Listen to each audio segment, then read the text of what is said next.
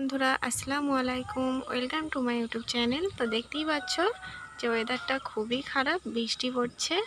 তো এই বৃষ্টির ওয়েদারে চলো কিছু পকোড়া বানিয়ে নেওয়া যাক। তো আজকে আমি বানিয়ে নিচ্ছি মসুর ডালের পকোড়া বা বড়াও বলতে পারো। তো তার জন্য আমি মসুর ডালটা 1-2 ঘন্টার মতো ভিজিয়ে রেখেছিলাম। তো মসুর ডালটা ভিজিয়ে রেখেছিলাম, মসুর ডালের পানিটা ঝরিয়ে এবার আমি সেই মসুর ডালটা মিক্সিং জারের মধ্যে দিয়ে ব্লেন্ড করে নেব। তো মসুর ডালের মধ্যে দিয়ে দিচ্ছি কুচিয়ে রাখা পেঁয়াজ আর দিয়ে দিচ্ছি একটা কাঁচা লঙ্কা। তোমরা ঝালের পরিমাণটা বেশিও দিতে পারো।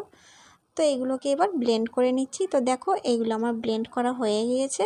তো এইগুলো এবার আমি একটা বাটিতে ঢেলে নিচ্ছি। তারপরে এর মধ্যে দিয়ে দিচ্ছি আদা বাটা আর দিয়ে দিচ্ছি স্বাদমতো লবণ, কাশ্মীরি লঙ্কার গুঁড়ো, জিরে গুঁড়ো ও সামান্য বেকিং সোডা। তো সবগুলো দেওয়ার পরে আমি এইগুলো সব ভালো করে মিক্স করে নিচ্ছি। তো ভালো করে মিক্স করতে হবে, ভালো করে ফাটিয়ে নিলে তাহলে পকোড়াগুলো সুন্দর তৈরি হবে। তো এইভাবে ভালো করে আমি সব কিছু মিক্স করে নিয়েছি। তো এইবারে এইগুলোকে ভাজার জন্য আমি কড়াইটা বসিয়ে দিচ্ছি। কড়াইতে দিয়ে দিচ্ছি তেল। তেলটা গরম হয়ে যাওয়া পর্যন্ত আমরা অপেক্ষা করব। তো দেখো তেলটা গরম হয়ে গেছে। এবার হাতের সাহায্যে এইরকম ছোট ছোট সাইজের করে আমি এতে দিয়ে দিচ্ছি তেলের মধ্যে। তো গ্যাসের ফ্লেমটা লোতেই রাখতে হবে, কারণ হাই ফ্লেমে দিলে এইগুলো সবই পুড়ে যাবে, একটাও মুচমুচে হবে না আর খেতেও পারবে না। তো লো আঁচে দিয়ে এইভাবে নেড়ে চেড়ে সব দিকগুলো যাতে ভালো করে ভাজা হয়ে যায়, তাই এগুলো সবসময় নেড়ে যেতে হবে। তো দেখো কালারটা অনেকটাই চেঞ্জ হয়ে গিয়েছে। তো আর একটু কালার চেঞ্জ হবে। তো আর একটু নেড়ে চেড়ে নিলাম। নেড়ে চেড়ে নেবার পরে যখন এগুলোর কালার আর একটু চেঞ্জ হয়ে আসবে, তো তখন আমরা এগুলোকে তুলে নেব। তো দেখতেই পাচ্ছ কালারগুলো অনেকটাই চেঞ্জ হয়ে গেছে। এইবার এগুলো আমি তেলটা ঝরিয়ে তুলে নিচ্ছি।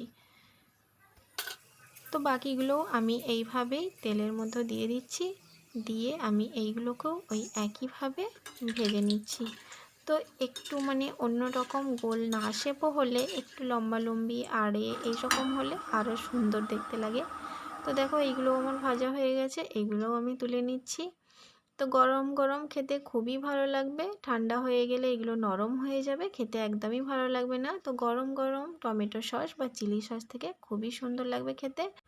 তো আজকের ভিডিওটা আমি এখানেই শেষ করলাম। দেখা হচ্ছে পরের কোনো নতুন ভিডিওতে। ভিডিওটা ভালো লাগলে লাইক, কমেন্ট, শেয়ার এবং চ্যানেলটিকে অবশ্যই সাবস্ক্রাইব করে দেবেন। যারা সাবস্ক্রাইব করেছেন তাদেরকে অনেক ধন্যবাদ।